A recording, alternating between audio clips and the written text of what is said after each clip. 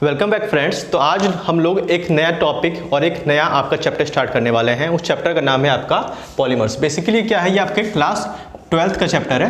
Basically ये chapter जो है वो ऑर्गेनिक केमिस्ट्री के लास्ट में आपको पढ़ता है, लेकिन बहुत सारे जो स्टूडेंट है इसको स्किप कर देते हैं क्योंकि उतना टाइम उनके पास उतने समय बचता नहीं है और इससे बहुत से यूनिक क्वेश्चंस और आपके कम से कम 10 नंबर के क्वेश्चन इससे पूछ ले जाते हैं। तो मैं चाहता हूं कि आज ये टॉपिक मैं आपको बहुत अच्छे से पढ़ाऊं कि सारे के सारे आप क्वेश्चंस आराम से बोर्ड में या नेट एग्जाम में कर पाएँ। तो इससे पहले मैं आपको ओवर दे दूं कि पॉलीमर बेसिकली होता क्या है। तो पॉलीमर एक्चुअली जो होता है वो एक मोनोमरिक यूनिट से बना होता है और बहुत लंबी चेन होती है जिसमें एक ही जो आपका स्ट्रक्चर होता है वो बार बार रिपीट होता है। अगर हम अपनी बॉडी में बात करें तो हमारी जो मसल्स हैं बेसिकली प्रोटीन के बनी है और प्रोटीन भी एक तरह का पॉलीमर है, जो मैं आपको प्रोटीन चैप्टर में बता चुका हूँ एमाइनो एसिड्स का। यहाँ तक कि हमारा जो डीएनए है बेसिकली वो भी क्या एक पॉलीमर है जो कि न्यूक्लियोटाइड के रिपीटेड सीक्वेंस से बना पड़ा है। तो आज हम लोग जो बात करने वाले हैं थोड़ा वो इनऑर्गेनिक पॉलीमर्स के बारे में बात करने वाले हैं, जो पॉलीमर्स हमारे डेली यूज़ में यूज़ होते हैं। तो ये सब चीज़ें जानने के लिए सबसे पहले आपको क्या करना है, हमारे जो चैनल शिक्षालय उसको सब्सक्राइब करना है और बगल में जो बेल आइकन है उसको प्रेस करना है कि लेटेस्ट अपडेट वीडियो को आप तक पहुंचती रहे। तो चलिए स्टार्ट करते हैं आज का टॉपिक पॉलीमर्स। तो ठीक है, बेसिकली हम बात करेंगे what is a term polymer जो होता है, उसके टर्म का मीनिंग क्या होता है। तो बेसिकली ये जो पॉलीमर है वो दो ग्रीक वर्ड से मिलके कॉम्बिनेशन से बना हुआ है। जो पहला है आपका ग्रीक वर्ड उसका नाम पॉली है। पॉली मीन्स क्या होता है, मेनी। बहुत सारी चीज़ें जो होती हैं उसको हम पॉली कहते हैं। अगर एक हो तो वन कहते हैं, दो हो तो डाई कहते हैं, तीन तो ट्राई कहते हैं, चार तो टेट्रा कहते हैं। लेकिन बहुत सारी चीज़ें आपस में जुड़ी हो रिपीटेड सीक्वेंस में तो हम उसको क्या कहते हैं, पॉली कहते हैं। ठीक है, और पॉली का बेसिकली लिटरल जो मीनिंग होता है वो आता है मेनी से। मर का मतलब क्या होता है, मर का मतलब एक छोटा सा यूनिट। अगर हम एटम्स की बात करें तो आप ये जानते हैं कोई भी मेटल होता है उसमें लाखों बिलियंस ऑफ एटम से बनके कोई भी आपका मटेरियल बना होता है। उस मटेरियल में अगर एक एटम की बात करें तो वो उसका क्या होगा, एक यूनिट होगा। या हमने जो 12th क्लास की फर्स्ट जो आपका चैप्टर है वो सॉलिड स्टेट, उसमें भी अपने यूनिट सेल पढ़ा होगा।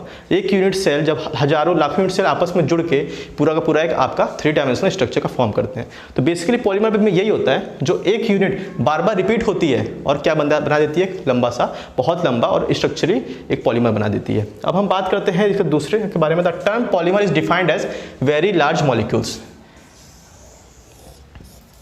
ये जो मॉलिक्यूल्स होते हैं काफ़ी लार्ज होते हैं, इसी वजह से इनको कितने बार कहा जाता है, मैक्रो मॉलिक्यूल्स भी कहा जाता है।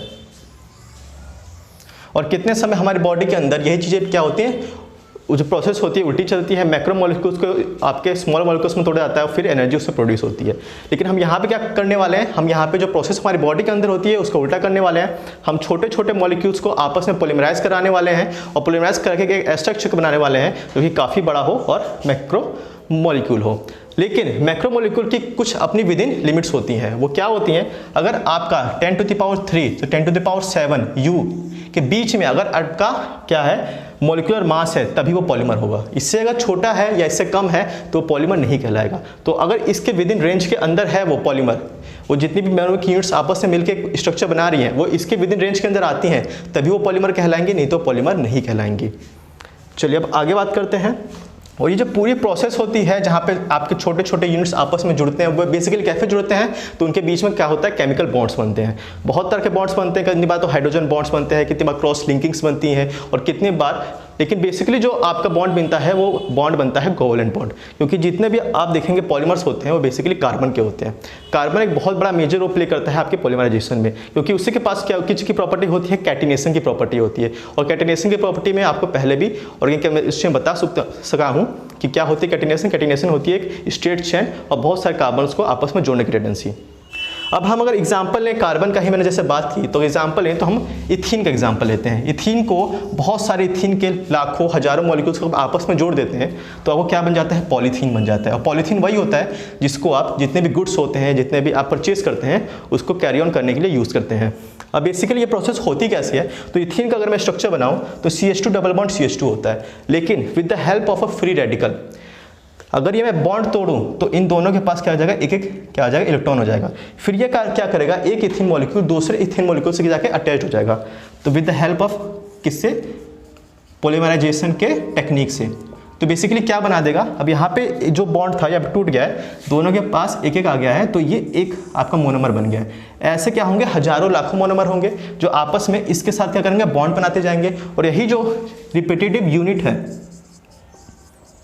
वो क्या होगी, आगे बढ़ती जाएगी और ये बढ़ते बढ़ते क्या बना देगी, आपके पूरा ऐसा स्ट्रक्चर बनाएगी जिसको हम क्या कहते हैं, पॉलीथीन कहते हैं। इसके और भी एग्जांपल है, और एग्जांपल में क्या है, हेक्सामिथाइलिन डाइअमीन और एडिपिक एसिड का, जिसको बहुत ज़्यादा यूज़ होता है नैनो 66 का। तो इसी चीज़ के बारे में हम आगे और डिटेल में पढ़ने वाले हैं। सारे जितने भी आपके पॉलीमर्स कैसे फॉर्म होते हैं, कौन से मेथड्स होते हैं, कितने तरह का पॉलीमर्स होते हैं, क्रॉस लिंकिंग पॉलीमर्स क्या होते हैं, स्ट्रेट पॉलीमर्स क्या होते हैं, सारी चीज़ें हम नेक्स्ट वीडियो में कवर करेंगे। तो आज के लिए बस इतना ही।